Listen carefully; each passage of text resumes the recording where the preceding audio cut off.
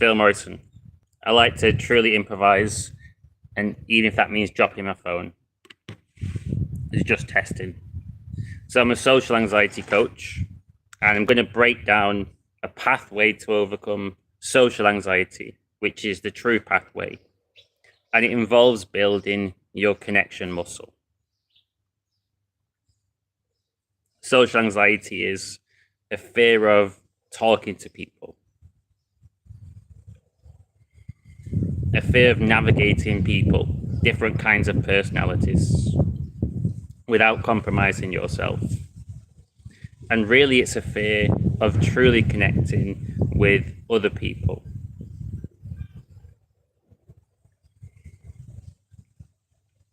So I spent years and years and years watching YouTube videos myself. When I had really, really, really high levels of social anxiety, and it did help me out because it motivated me. It provided me with some guidance to help me go and get experience in the real world, which is where the results are at. Building self-confidence, the word self is in it, is a highly individual and unique, nuanced thing. You can only build confidence in yourself by being yourself and genuinely connecting with another person. So I'll break down the pathway that I help out clients with. Firstly, you have to get around people. If you're stuck in your room, stuck in the house, you're afraid to go out. I've been in that place many, many, many years ago. You're not going to overcome social anxiety until you can get around people. It sounds simple to say these things, but overcoming social anxiety, it's a practical and simple thing to do. But simple doesn't mean easy. It's simple to go and give a public talk. It's not difficult to do that, or it's not complicated to do that. But it is difficult because it requires a lot of courage.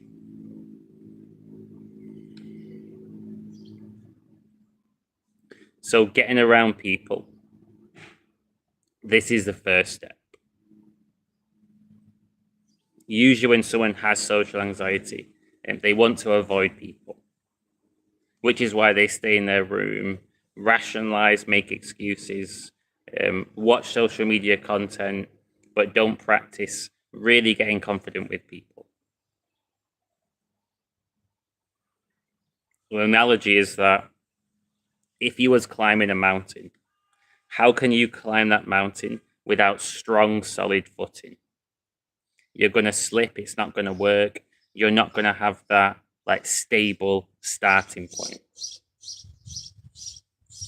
And getting confident just being in the same space as people, sharing presence, sharing moments.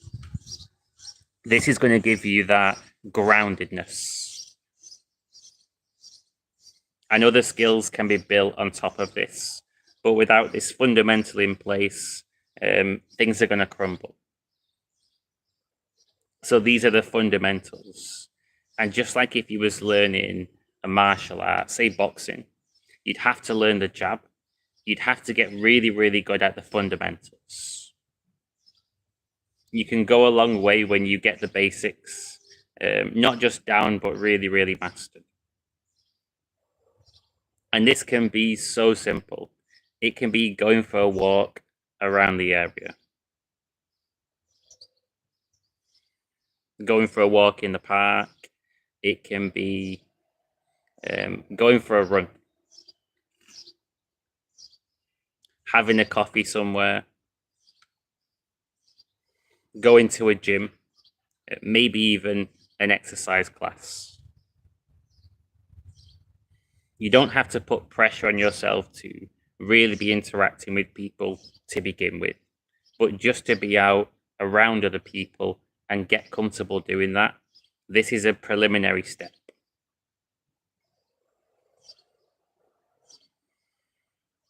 And when you're comfortable in these social environments, just physically being present in those spaces, that's when you can start turning transactions into interactions, which is the next teaching. This helped me out massively in my journey. So I moved to Birmingham from Manchester when I was 18, which is 12 years ago now. And I was watching YouTube videos on overcoming social anxiety and going out and practicing stuff. And that phrase, turning transactions into interactions, that helped me out and stuck with me. And this can mean ordering a coffee in a cafe and just asking a question to the barista there. For example, I've never tried a matcha latte. Would you recommend it? What's it like? Recommendations. And since there's already a transaction going on, there's already some words being spoken between two people. That is a mini interaction. It is an exchange. There is an energy social exchange going on in that moment between people. You can practice eye contact, being in the moment, listening, asking a simple question, and just practicing some of these key building blocks.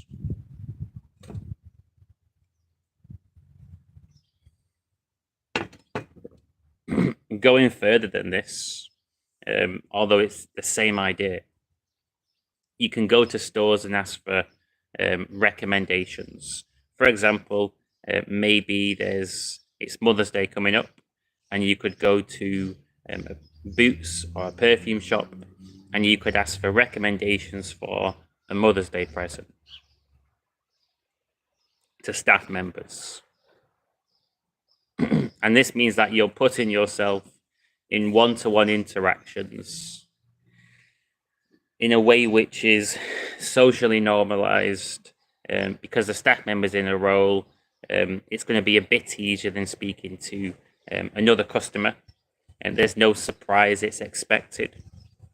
But it's a great way to put yourself in that frame and practice connecting with people. And going out there and turning transactions into mini exchanges and mini interactions is a fantastic starting point. Once you're comfortable just being around people.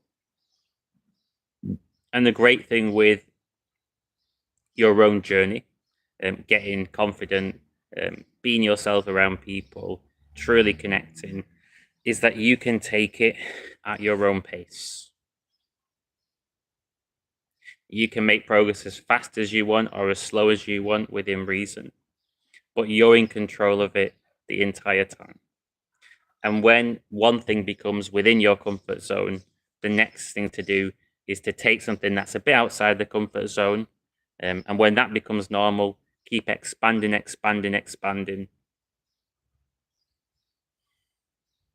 until you find the general idea of socializing with all kinds of different people super comfortable, and you're relaxed in those situations that would once cause you stress and anxiety. So the next step, when you're comfortable interacting with staff members, turning transactions into interactions, is to make small talk, but real connecting small talk in public spaces.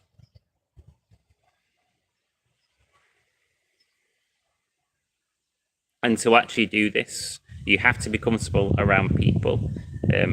You have to be able to speak to people, as obvious as that sounds. But also as well, you have to be present in the moment. Because a great way to do this is to talk about shared experiences. So if someone else is seeing what you're seeing and you comment on that thing, that's fantastic bait for a conversation. Whether it's the weather, some sort of event that you're witnessing, maybe there's a festival going on, and you ask the person, do you know anything about this festival? Really, really simple, really, really relatable. requires shared presence, and you can also use your empathy as well. And you can imagine what it's like to be that other person and the situations that they're facing, and you can ask them a question or make a statement that's going to just really connect with that person. And it's never about trying to force it. It's more about discovering. You don't have to think more than one step ahead when you're speaking to people. You're building a cathedral, but just one brick at a time. You provide one brick, the other person you're speaking to then provides a brick. You keep on going brick by brick until you build this cathedral. So the conversation just unfolds in the way that it's supposed to, without pressure. But you have to be open and willing to at least play your role in the two-way street that is a social conversation. So making small talk in public spaces, a really, really great way to get more confident with people. And when you're doing this and this becomes part of who you are, within your comfort zone, normal to you, that's when you want to start going to social events. Maybe you have a particular hobby, you're into jazz, salsa dancing, you're into sports, you're into music, films, whatever your hobby is. At this stage in your journey, that's when you want to connect with people that are into the same thing as you. And a great platform to make this really easy for yourself. Certainly, I know this is big in the UK, but I'm sure there's equivalent platforms, different parts of the world. It's called meetup.com. It's free to join Meetup, and there's loads of social groups out there, different activities going on. And going to these meetups is a really, really nice way to then really put yourself in a friendly, safe space where you can interact with a wide variety of different people. And it's really a fantastic platform to build that social confidence because of the diversity of people on there. You can meet people from all walks of life, people from all parts of the world, and you're going to get that social experience that you really need. So I put on social anxiety events as part of my meetup group, which is called Social Anxiety Mastery, and I have been doing this for years. Do multiple in-person events in Birmingham every single month, and I'm going to be introducing virtual events soon. I'm going to have the first one at the back end of this month, and then start to do one virtual event a week. And when you're comfortable going to different events and really connecting with people, not just small talk, but going further, going deeper, making new friends, relationships with humans. When you're really comfortable and confident doing this, then it really is up to you how far you want to take it. You can do things that I've done. I've done years and years of live improv comedy. I don't know how many public talks, hundreds of public talks. You can put yourself into higher pressure social situations to keep on growing. But you can stop at any point you want to stop as well. Just like if somebody, is going to a gym and they're building muscle, they can get to whatever level they really want to get to within reason. And you can stop when you feel that you've got good enough results, everything's fine, it's no longer a problem. But you can be really ambitious and just keep on going to see what's possible as well.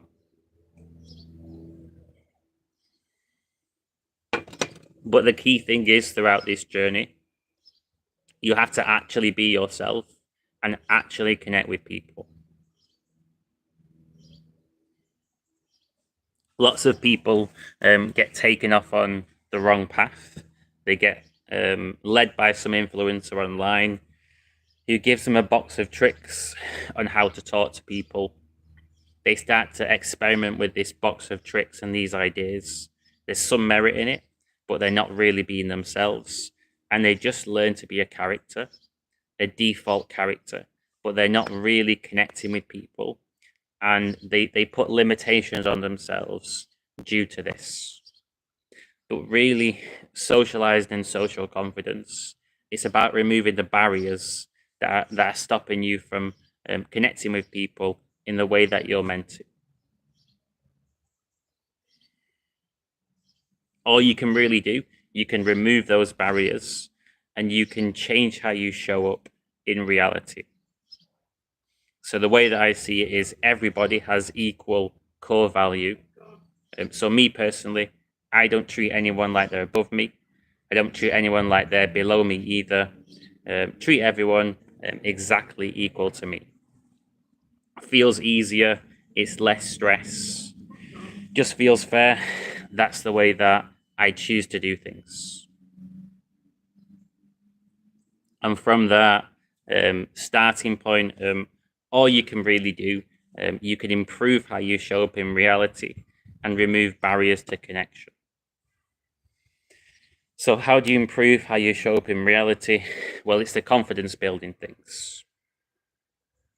You being fully confident, being yourself in all different situations, owning who you are, building the lifestyle that you really want to build, being passionate about doing what you're doing, living life a bit like a warrior, being super fit and healthy, achieving your goals, all these things, they improve how you show up in the world. They're going to make you more attractive as a person. So you can grow in those ways. But a lot of it is about removing those barriers and trusting that you can already truly connect with people.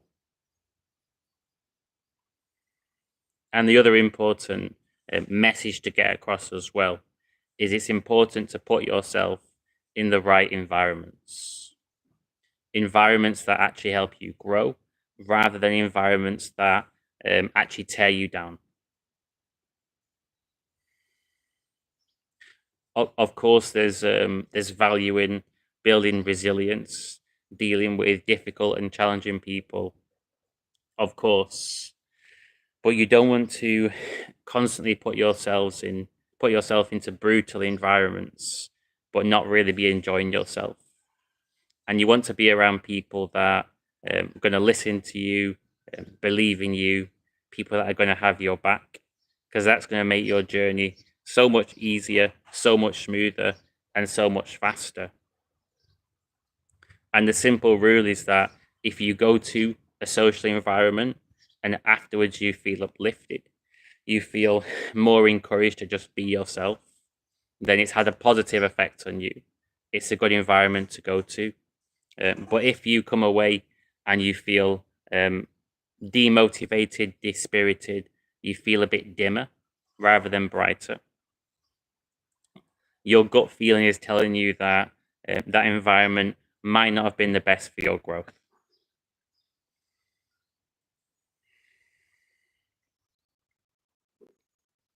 And as long as you stick to these general principles, you're on the right path, you're going to grow over time.